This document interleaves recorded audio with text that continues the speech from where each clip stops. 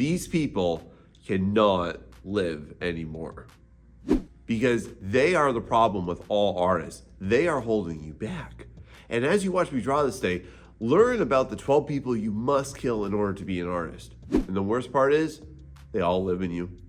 So as we begin our murderous rampage today, I want to quickly remind you, yes, I'm not actually encouraging you to harm anybody, but it's going to feel that way. And the first character you have to kill is the fool who wants it easy. Because let's be honest, you like it easy. You would prefer it to be easy, don't you? You probably know other artists that had an easier time doing what you want to do. And just myself personally, I did not have an easy life. I had a really rough upbringing. I had a really hard time with my parents. I had nobody supporting me in my artwork and in any artistic endeavor I've really done ever in my life. And so one frame I want to offer you is this. You need to expect things to be hard. You must expect things to get difficult. If you think it is the right time to do it, let me just impart this to you here, friend. Life will not just part the seas and just allow you to cross it. No. And that's not to derail you. It's not because it's not a good time for you to do it, like we'll talk about later on in this video. It's because of the fact that it's there to test you. One of the best scenarios I can give as an example of this is I literally just finished my doctoral dissertation, but here's how it kind of ended, was that just last month, I was in contact with the chair of my committee. We have had many conversations, many times for the last year, and she told me that I needed to have it done by the end of that month.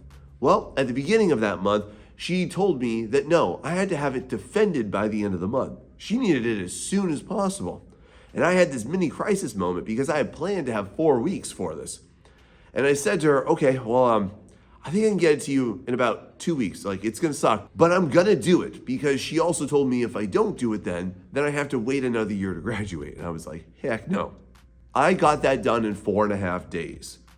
And so in that moment, I could have broken down. In that moment, I had so many ripe opportunities to just go ahead and just give in to how I felt. But because I didn't do that, I said to myself, but how great will it be when I do it? So the next time that you encounter an issue or you encounter an artwork that really boils you up and you're crashing out on it, what if you instead said, okay, this is infuriating me. Stop. But how good will it feel when I figure it out? But how good will it feel when I do it? But how good will it feel when I finish it? That's the guiding light for you. Next, you're probably best friends with this person. You probably know them all too well. And this next person is the saboteur. So tell me, are you the type of person that self-sabotages? You set up a plan. I'm gonna do this. I'm gonna lose some weight. I'm gonna save some money. I'm gonna go ahead and post and look for clients. And then you don't do it. What if every single time do you kind of get the ball rolling and then you stop? Just let loose. Just hands off the wheel. Is this you? Well, have you ever thought about why does that happen? So just to give you a psychological explanation as far as why do you self-sabotage? If you're really wondering that, well, here's one. It's because it's connected to your identity. And your identity is a part of your ego. And your ego is part of your self-preservation system. And so what the ego does is it's not interested in you getting better. It's not interested in you developing. It's not interested in you actually going or growing anywhere that you want to. It's interested in safety, friend. And so when you start to do something that you're unfamiliar with and your ego says, no, that's a threat. And it puts the old behavior, even if it's not serving you, in front of you again and says, this is the better option. And so at the greatest level, this is your lowest self speaking to your highest self and letting it win. And again, this ties itself into your belief system. Like if you believe that you are morbidly obese, you're going to act in accordance with the person who is morbidly obese. If you believe that you are a weakling, you are going to act like a weakling and not want to get stronger.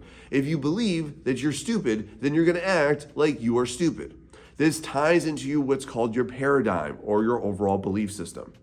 And so how do you oppose this? How do you actually stop self-sabotaging? Here's my advice for you. Proof. Proof opposes your identity every single time. Just look for little wins, y'all. Like you just pulling off like one little thing in your artwork, or you just making the first sketch of the first page of your manga, or you just starting that project that you've been putting off forever. Give yourself evidence that you can do this. It silences the saboteur and allows you to succeed. Next, this one hits home for me because I struggle with this for literally years, and I got a lot to say on this one. But overall, I'm gonna just cut to it, and this is called the consumption hog. And I'm gonna go so far as to say that this is the reason why you feel depressed if you're struggling with this. If you are struggling with depression and anxiety, this is directly related to this, so please perk up for me. Now, I'm specifically talking about how much time you are spending consuming content that is not your own. And so one of the greatest truths I wanna just give to you from like literally thousands of pages of research that I've read is that you are by default a creator, okay? And so one of the tragic realities of this world is that we have an abundance of things to take us out of that role.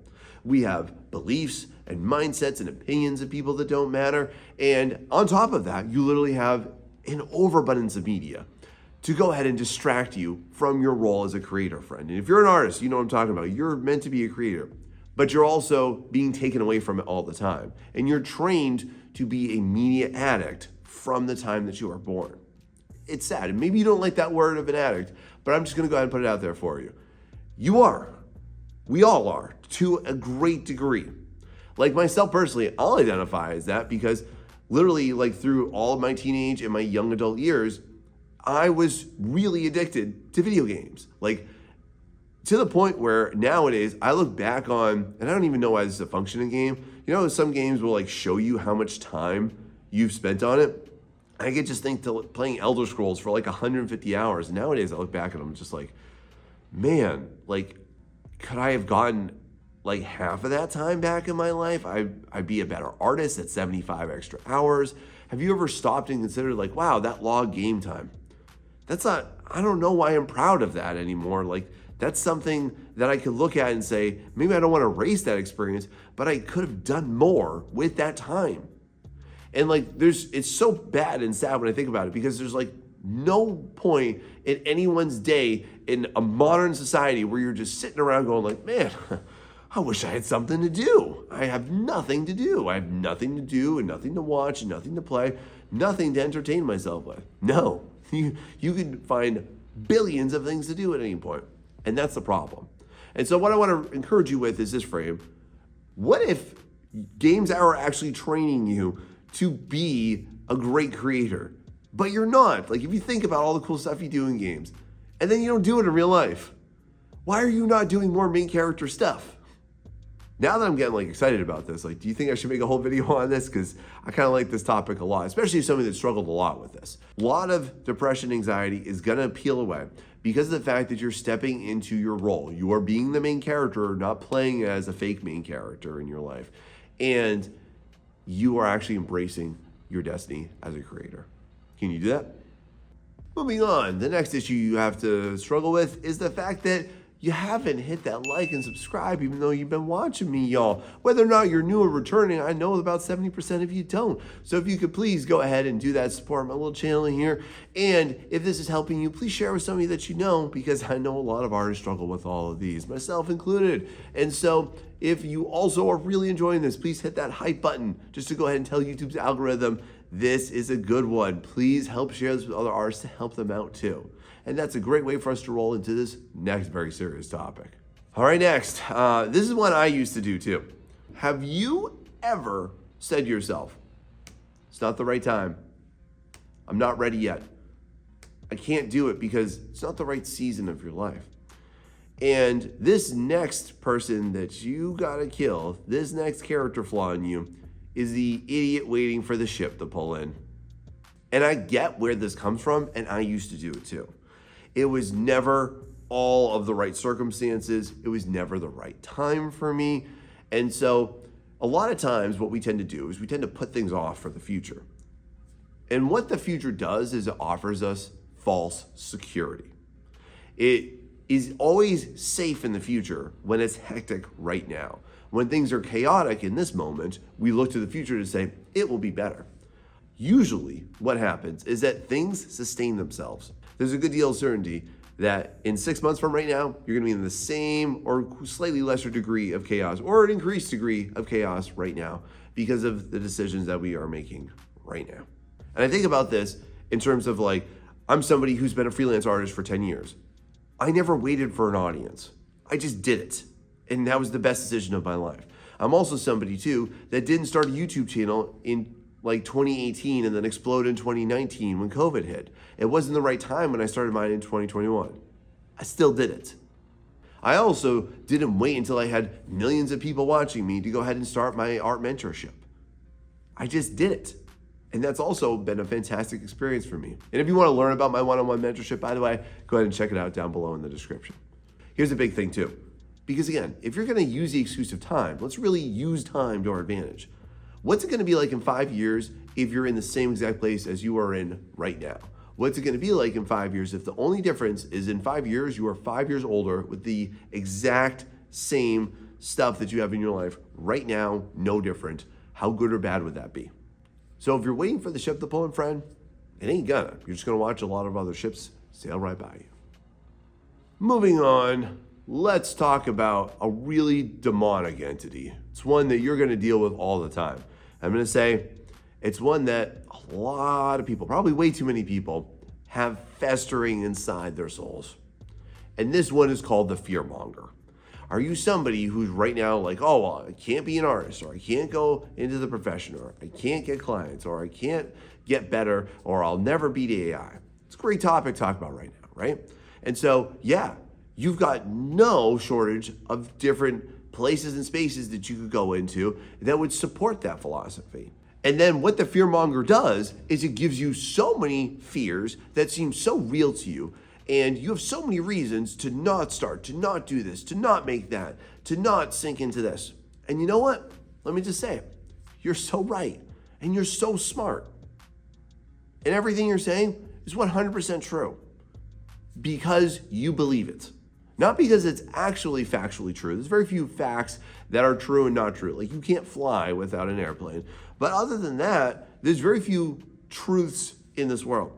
But everything that you believe becomes your reality, and then you make that reality so. If you think that you can't be an artist, guess what? You're not going to. If you think that you can't get clients, guess what? You're absolutely going to fail at it. If you think you'll never make it on YouTube, then yeah, you're going to support that conclusion. Because whatever you believe, you're right. Because you're the best person at convincing yourself of anything. You know that? First of all, you need to curate your sources. Where are you getting all your info from? Who are you bringing around you? You need to curate that better, man. If you're concerned about AI, stop reading about it. It's not going to help you anyways. It's not going to do anything for your life. Get off websites. You see an article? The algorithms are trained for your fearful little monkey mind. Stop reading them. Also, if you have physical people in your life, maybe do you need to distance yourself with them? Because one of the things that I want to offer you here is that negativity is a transgenerational trauma. And if you're not familiar with that term, that means that we pass it down generation to generation to generation. It becomes a trauma and we learn to believe it. There are so many people that love to be negative in this world, and we teach kids to be negative, and then their kids teach their kids how to be negative. That is called a transgenerational trauma. And so if you've struggled with fear mongering, you're also being a part of that system. Is that really what you want? Or could you do better? Next topic involves a higher power. And a lot of us tend to struggle with what I call the divine interventionist.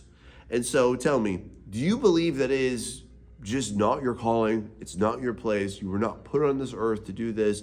You have done a fantastic job of convincing yourself that you're unblessed. Do you just think that you're just waiting for the clouds to part and then angels to sing and someone to be like, it's your time, son. You can now do it. That's not going to happen. It's not. It doesn't happen for anybody. It ain't going to happen for you too. You must work for your blessings. You will not accrue anything in your life unless it is something that you are laboring towards. Your labor equals your rewards for it. It is not just going to come for you. Yeah, you've probably heard of a few people that got dropped into a few great circumstances, But let's be honest, it's not you, and it probably won't be. It wasn't me. So I can speak from that end too. Just want to put this up for your consideration because I've literally done thousands of pages of research on this. There's no such thing as talent. There's none. And when I say by talent, it means that you're born with some innate gift or ability that makes you better than other artists. There's none. It's literally just a perception, and it's a self-fulfilling prophecy, meaning that if you believe you are, then you act in accordance with it. If you believe you're not, then you also act in accordance with that, and you give yourself permission to fail. That's really what it comes down to. It's a self-defeating prophecy. And if you believe in talent as a positive note, then that constructs itself into an ego problem. So if you're waiting for that divine intervention, or if you're lamenting the fact that you never got it, it's not real anyways. Work for it. Moving on.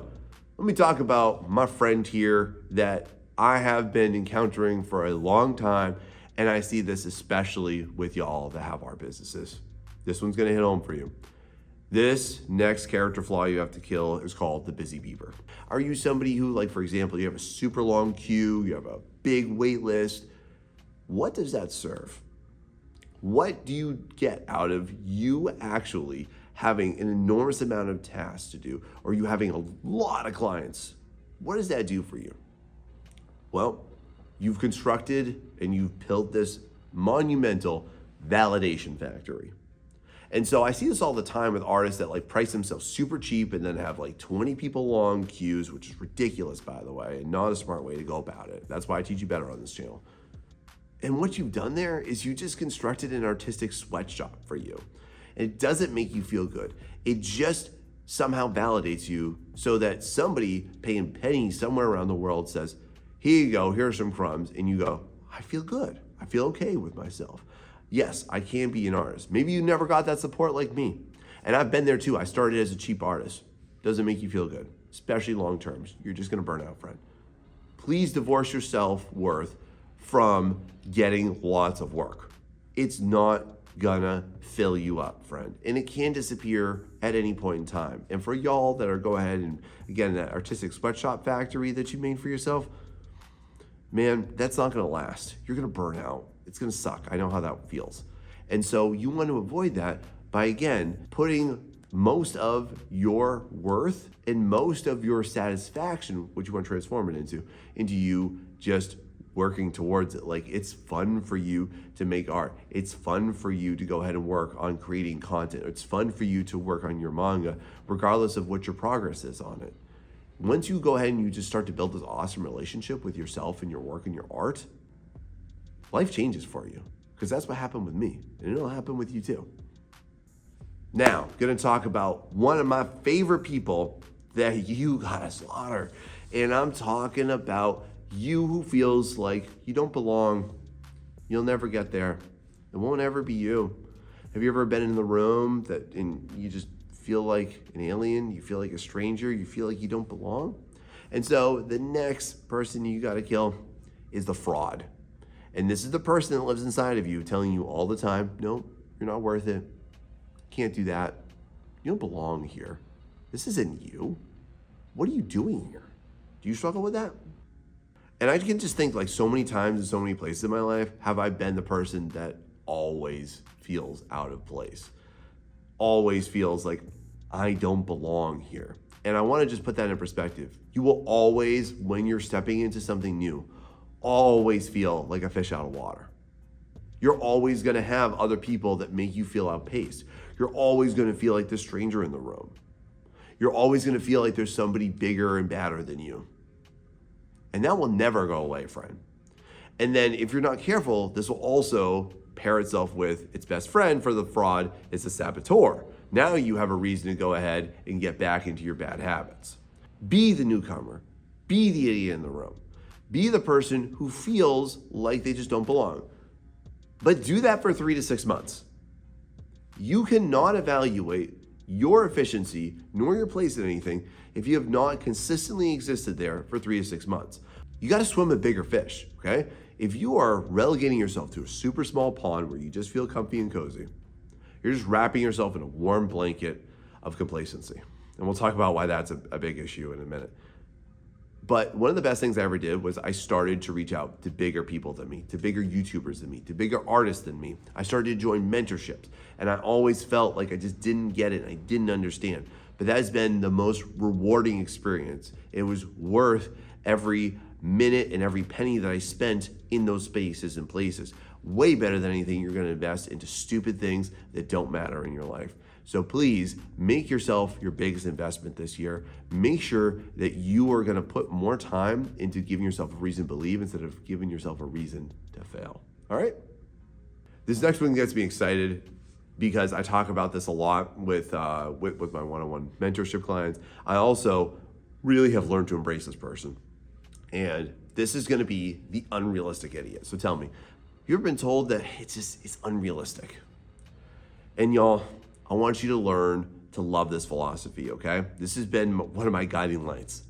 I love being unrealistic. I want you to be more unrealistic in your life because being unrealistic puts you in a place to be boundary breaking, for you to be paradigm shifting, for you to break the borders between where you are right now and where you want to go. Wouldn't that be awesome?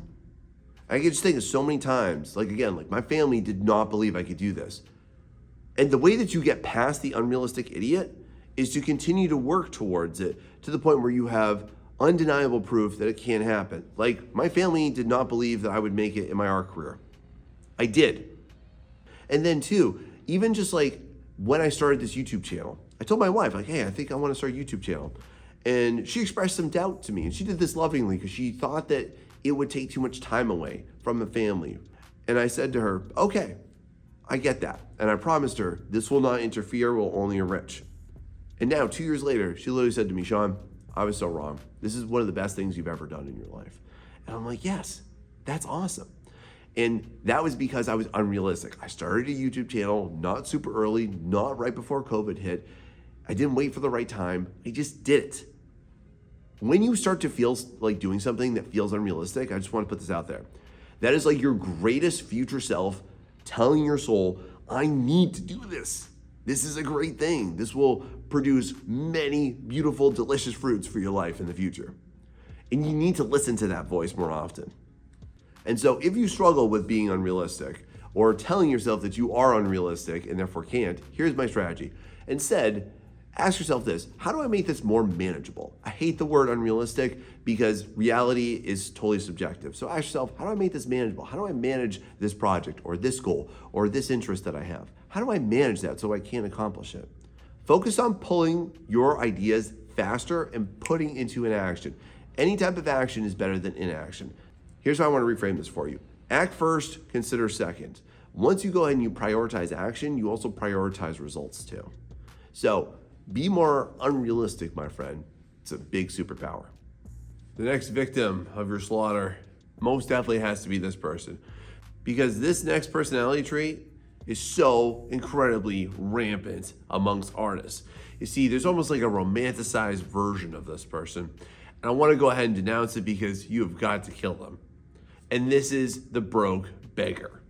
And there's almost this, again, romanticized image of being poor and being an artist, as if they are synonymous together. And we've constructed this narrative that is so damaging surrounding that. And I see this pervasive in so many areas. And I had to struggle with this a lot too. And the most important thing that I want you to really realize, especially if you are wanting to start an art business or you want to, actually grow one so that you're not economically disadvantaged for the entirety of your life, is that you really have to stop thinking with the way that you would spend money or the way that you would invest your own money. And so with that, I see this in a lot of different ways. Like for example, when I first started my freelance business, I felt that same exact kind of resistance that you feel too about like, oh, I don't want to raise my prices because, I could never do that. I could never spend that much on it.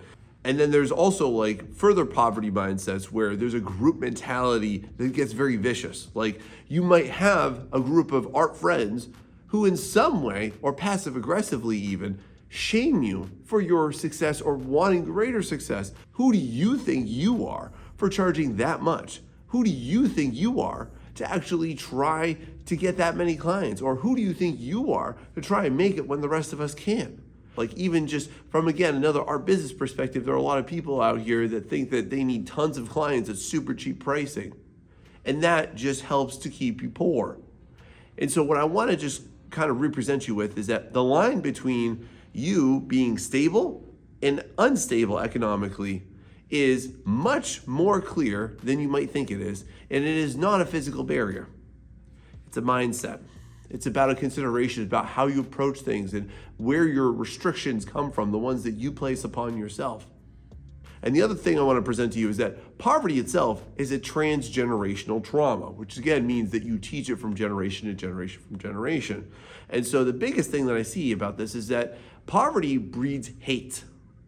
It breeds hate for people doing well. It breeds resentment for people that have risen above their circumstances. And it's something that we need to stop doing, especially within the art community. Sometimes, y'all, listen, I wish somebody early on in my life, especially my freelance career, told me, Sean, you can do better. You are worth it. And that doesn't happen enough. And so like for me, that's why I make these free YouTube videos for y'all, because I don't want to gatekeep this information from you. I want you to grow because I have this maybe delusional concept that, hey, if we all grow as an art community, then we will all reap the benefits of it. And again, I hope you're going to come along for that journey by subscribing here. But regardless of it, you have to break this poverty mindset or else it is going to kill you and your art. Moving on. Here's a demon that I'm sure you've met before. Maybe you house them right here, right now. And moving into this next topic, this person that you have to kill is most definitely the complacency demon. So what am I talking about here? No, I'm not talking about your habits. I'm talking about specifically how you approach your art. And so a lot of times, like especially for me being an art educator and I deal with thousands of different art students at all different levels. One of the most common pushbacks that I'll receive, and you might have said this, Jem, too. Have you ever said this? I like it like that. Hey, you could do this, but I like it like that. Oh, hey, have you ever tried this? I like it like that. And so what this does is it offers you a really unique panacea.